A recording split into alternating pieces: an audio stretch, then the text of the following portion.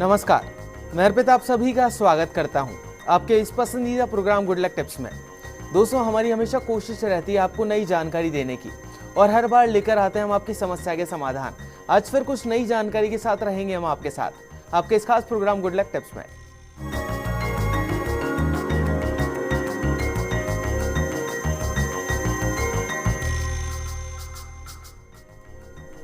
दर्शकों, कार्तिक मास की शुरुआत जल्द ही होने वाली है। कार्तिक मास में भगवान नारायण, भोलेनाथ और माँ तुलसी की पूजा होगी आपके लिए लाभकारी। कार्तिक मास के बारे में अच्छी तरह से जानकारी लेंगे आज हम, और आज इसी के लिए हमारे साथ मौजूद हैं जाने माने ज्योतिष आचार्य पंडित Mukesh Shastri ji.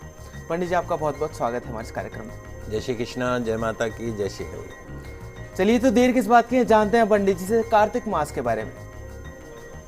Good luck tip कार्यक्रम के सभी दर्शकों के ऊपर भगवान श्री हरि का, माँ लक्ष्मी का आशीर्वाद और कृपा दृष्टि हमेशा बनी रहे। आप सभी का कल्याण हो। दोस्तों, क्या आप अपनी जिंदगी के सबसे कठिन समय में से गुजर रहे हैं? क्या आपको लगातार आर्थिक, शारीरिक और मानसिक परेशानियां बनी हुई हैं? क्या आपको लगता है कि आपका दुर्भाग्य, आपका बैड लक आपका पीछा नहीं छोड़ रहा है? क्या लाख प्रयास करने के बाद भी आपके बच्चों को सुयोग्य जीवन साथी नहीं मिल पा रहा है? क्या आपको लगता है कि आपकी जो मैरिड लाइफ है, आपका जो वैवाहिक जीवन है, वो टूटने के कगार पे खड़ा है? वैवाहिक जीवन दुखमय होता जा रहा है? क्या विवाह के काफी सालों बाद भी, मेडिकली फिट होने के बाद भी आपको संतान सुख प्राप्त नहीं हो पा रहा है? संतान की किलकारियों से कहीं ना कहीं आप वंचित हैं?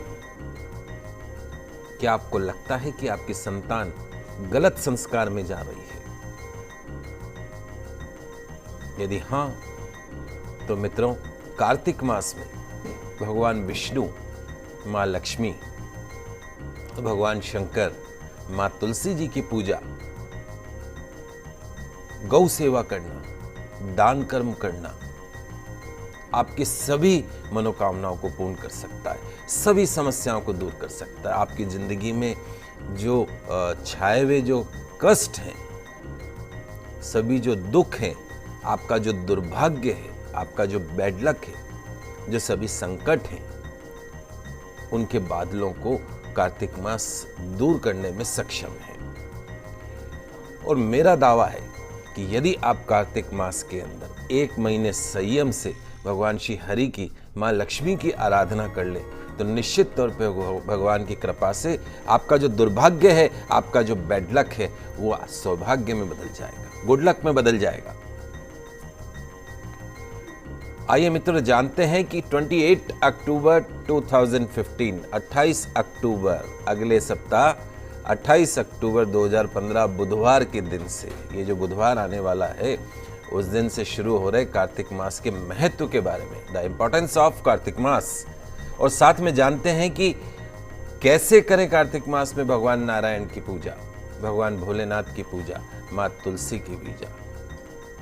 How we do perform the puja in Kartik मास। तो हिंदू पंचांग के अनुसार पूरे वर्ष में 12 चंद्रमास होते हैं। हर मास की अपनी अपनी विशेषता होती है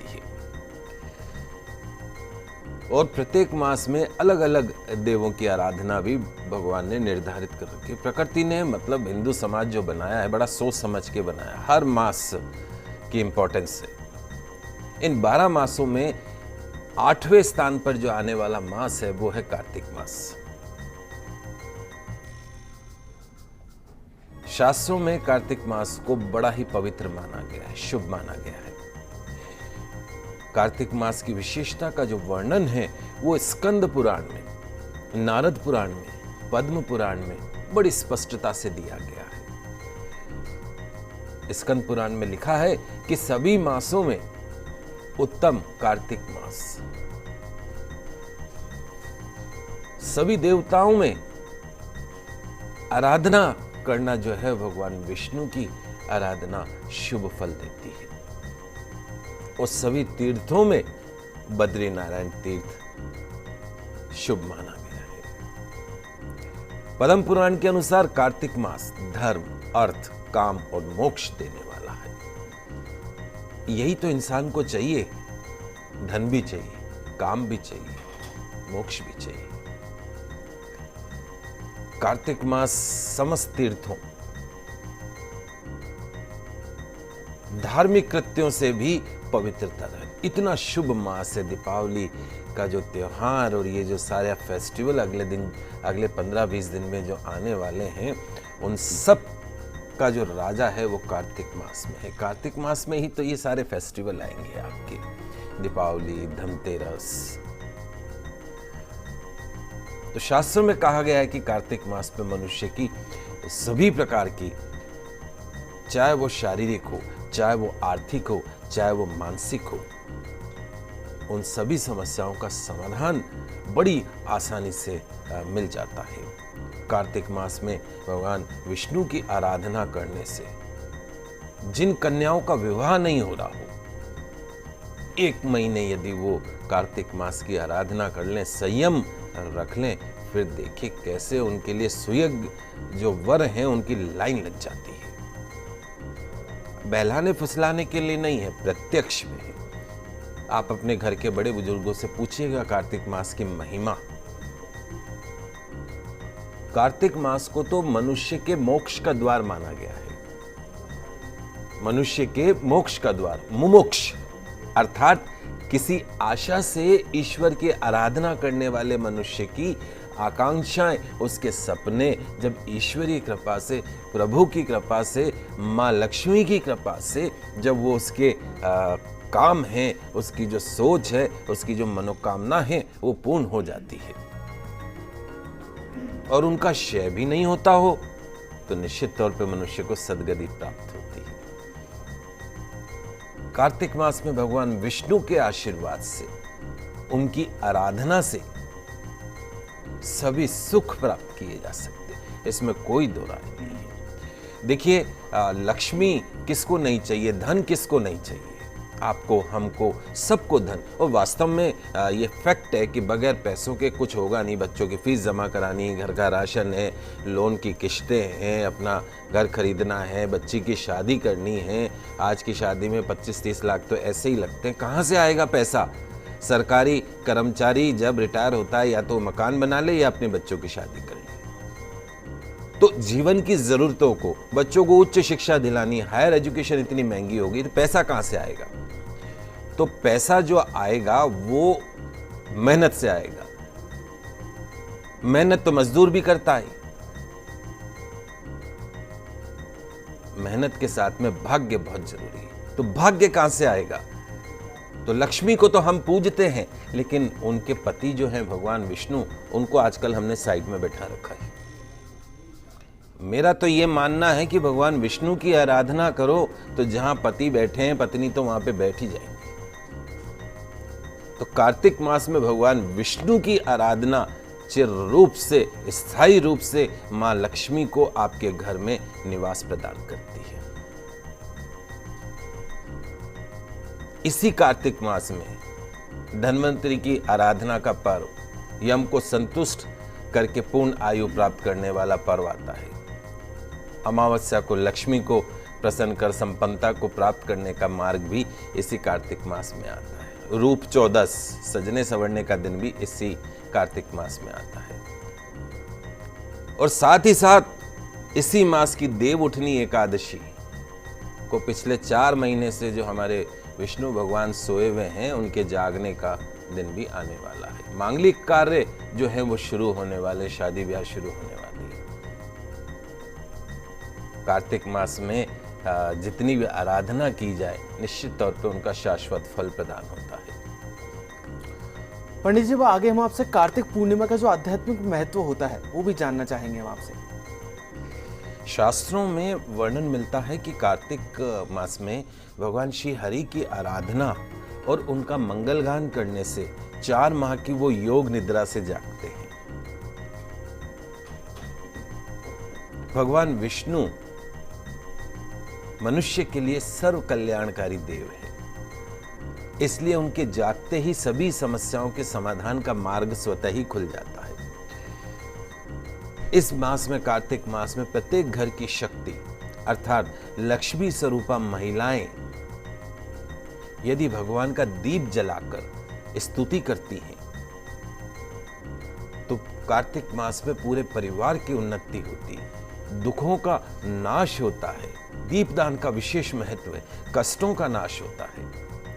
कार्तिक मास की पूर्णिमा का तो बहुत ही आध्यात्मिक महत्व है।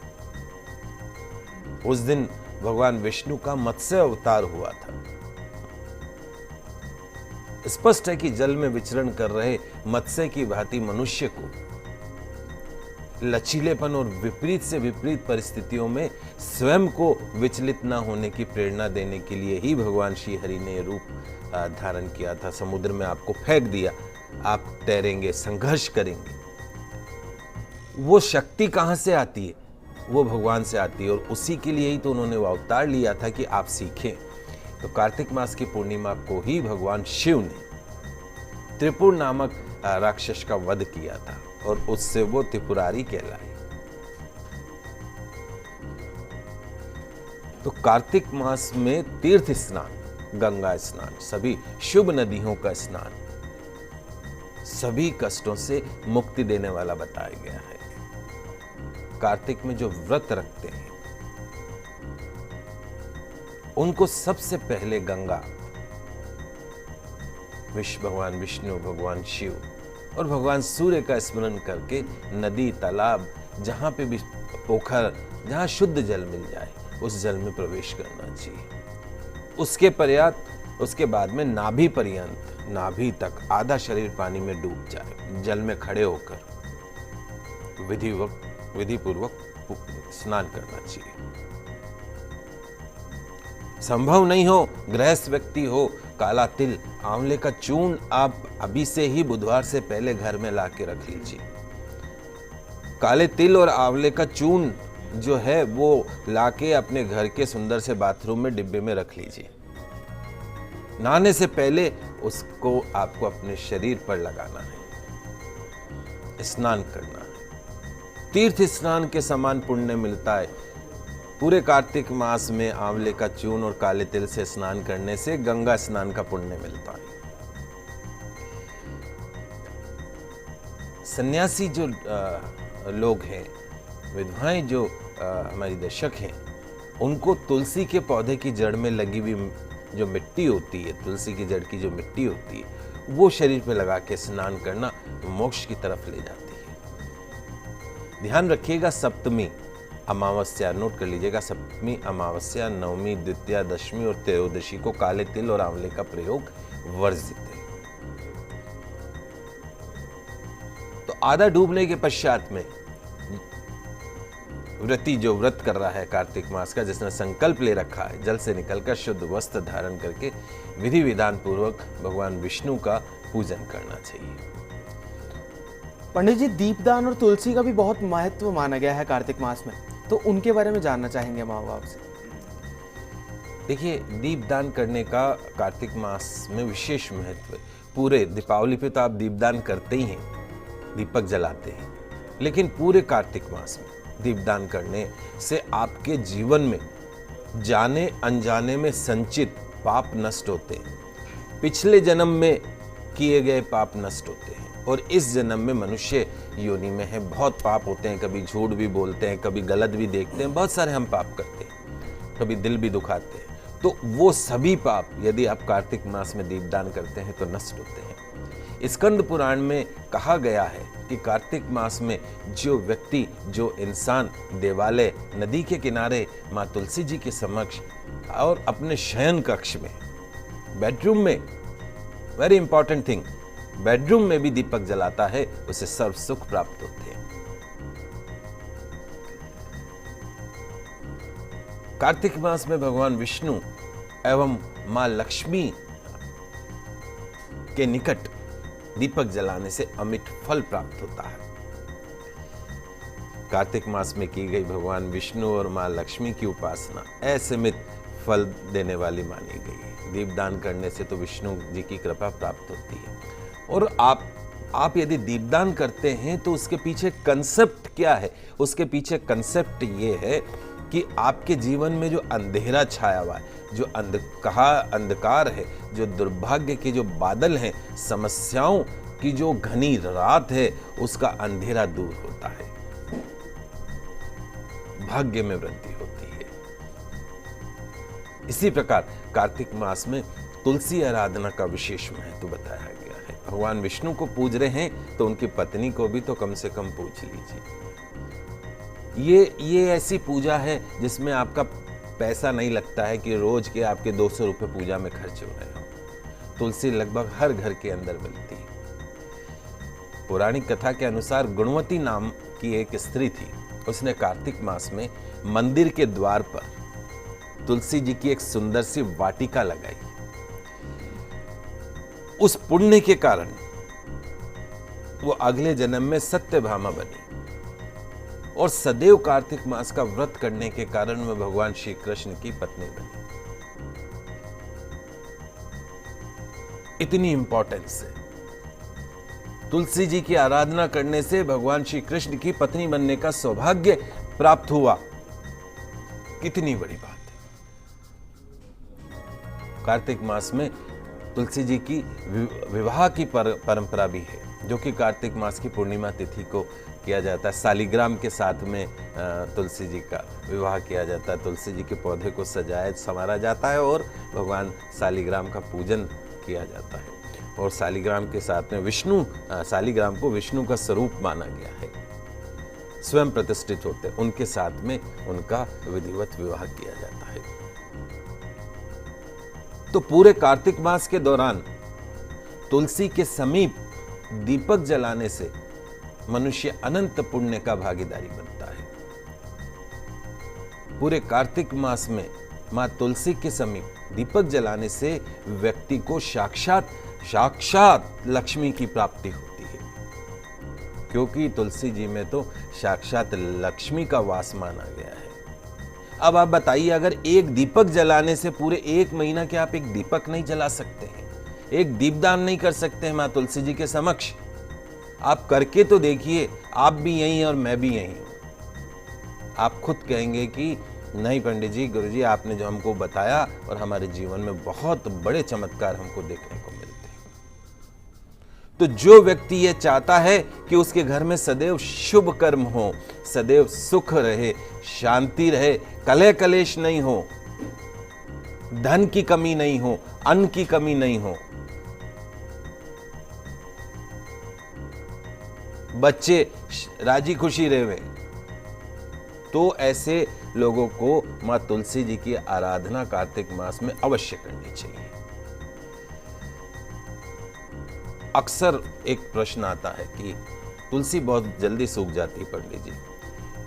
शास्त्र तो ये कहते हैं कि जिस घर में शुभ कर्म होते रहते हो वहां तुलसी हमेशा हरी भरी रहती है। जहां अशुभ कर्म होते हो, अशुभ विचार होते हो, कलह कलेश होता हो, वहां तुलसी जो है वो कभी भी हरी भरी नहीं रहती है। तो जीवन में एक तो ये बनाइए कि शुभ कर्म हमेशा करते रहने चाहिए। आचार अच्छे रखें, विचार अच्छे रखें। अभी श्राद्ध गए, श्राद्ध के बाद में नवरात्रा गई, अब नवरात्रा के 3-4 दिन बाद ही कार्तिक मास। मैं आपको ये नहीं कहता हूं कि आप व्रत करिए, आप 1 महीना नहीं हो सकता, सब नौकरी पेशा कामकाज के लोग हैं, लेकिन कुछ चीज़ें तो हम कर सकते हैं। जैसे तुलसी जी के दीपक हम जला सकते हैं, परिक्रमा कर सकते हैं। ये तो सरल उपाय है। भगवान विष्णु की आराधना हम कर सकते हैं, ये तो सरल उपाय है।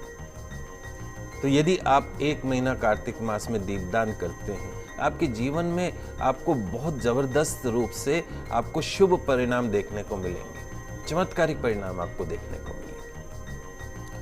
चलिए, यहाँ पर वक्त हो चला एक छोटे से ब्रेक का, पर आप कहीं मत जाइएगा, जल्द वापस लौटते हैं गुड लक टिप्स में।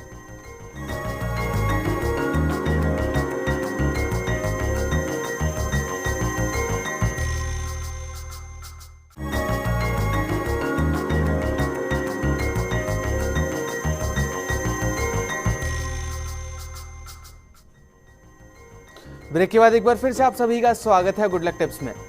दोस्तों, कार्तिक मास की बात कर रहे हैं हम, तो कार्तिक मास में किस तरह विधि विधान से पूजा करनी है, आइए जानते हैं पंडित जी से। कार्तिक मास में विधान से कैसे पूजा की जाए वो मैं आपको बता देता हूँ। कार्तिक मास में प्रातः स्नान आदि से निवृत्त होकर अपने पूजा घर में उत्तर दिशा की तरफ मुख करके कोई गर्म कपड़े से बने आसन पर बैठ जाइए।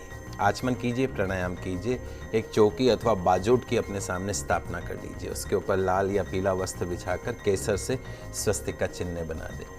हरिद्रा से रंगे हुए, हल्दी पाउडर से रंगे हुए पीले चावलों का अष्टदल बनाकर उस पर भगवान विष्णु की, भगवान भोलेनाथ, भगवान सत्यनारायण और माँ लक्ष्मी की मनमोहक तस्वीरों की स्थापना कर दें। पूजा का संकल्प कीजिए। पूरे कार्तिक मास के अंदर पूजा का संकल्प कीजिए। धूप, अगरबत्ती और एक शुद्ध दिशेरी घी का दीपक प्रज्वलित कर दीजिए। जल से भरा कलश भी चौकी के ऊपर रख दीजिए। कलश में मोली बांधकर रोली से उसके ऊपर स्वस्तिक का चिन्ह बना दीजिए। सभी भगवानों का आह्वान करें, उनकी षोडश उपचार पूजा करें, धूप दीप नैवेद्य अर्पण करें, पान सुपारी दक्षिणा इत्यादि अर्पण करें। विष्णु सहस्रनाम का पाठ करना है। सत्यनारायण भगवान जी की कथा का पाठ करना है। अब आप भगवान श्री विष्णु, भगवान भोलेनाथ, भगवान सत्यनारायण जी की आरती पूरे परिवार सहित करें। उसके बाद अपनी मनोकामना का ध्यान करते हुए अपनी दरिद्रता को, अपने कष्टों को दूर करने की प्रार्थना करते हुए पुष्पांजलि अर्पण करें, क्षमा प्रार्थना करें। अपने धन में वृद्धि, अन्न में वृद्धि, वंश में वृद्धि, सुख ऐश्वर्य में वृद्धि की मंगल कामना करें।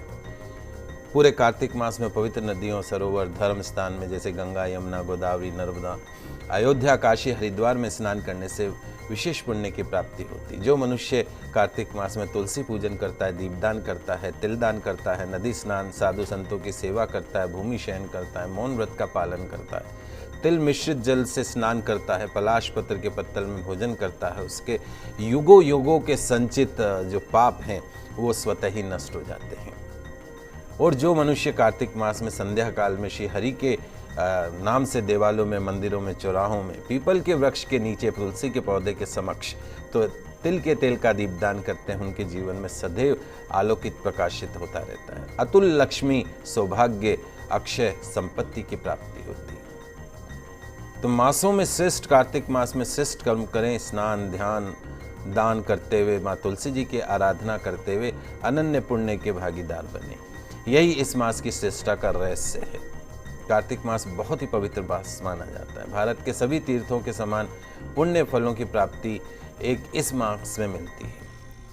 इस मास में की गई पूजा और व्रत से ही तीर्थ यात्रा के बराबर शुभ फलों की प्राप्ति हो जाती है। पंडित जी, अब आखिर में तुलसी की पूजा की बात भी करना चाहेंगे हम आपसे कि किस प्रकार तुलसी की पूजा की जाती है, उसका क्या महत्व होता है। जी बिल्कुल, मैं आपको जल्दी से बता देता हूँ।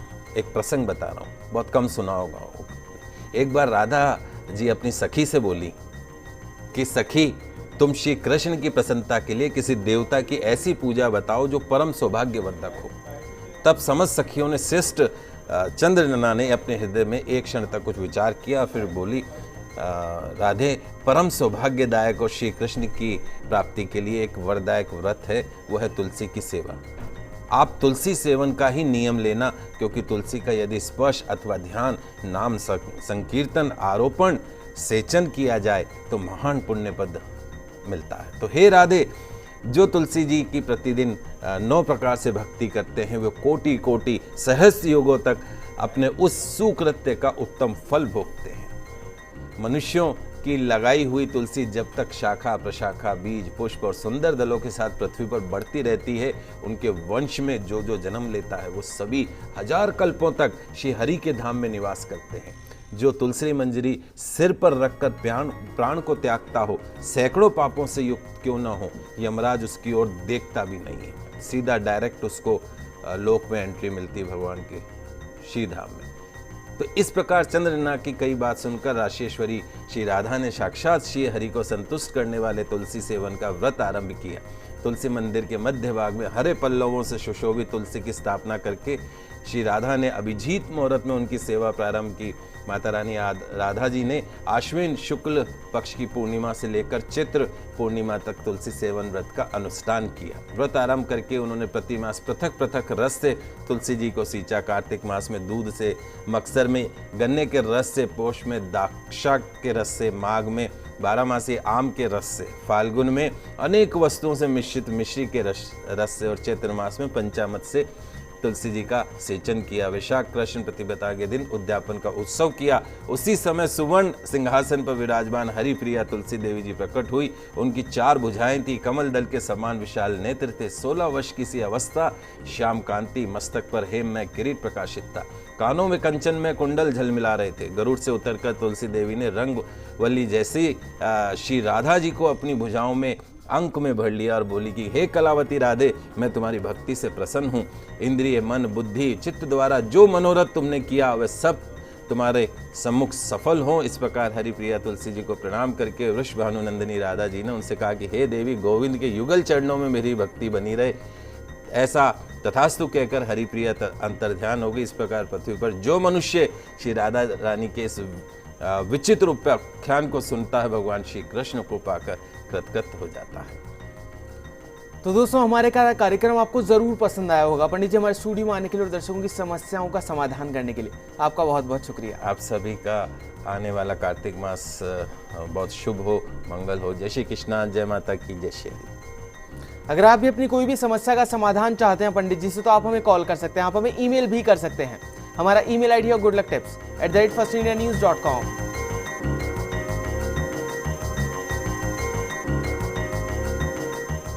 दोस्तों, सोमवार को आपसे फिर मिलेंगे, तब तक के लिए दीजिए हमें इजाजत। खुश रहिए, अपना ख्याल रखिए, नमस्कार।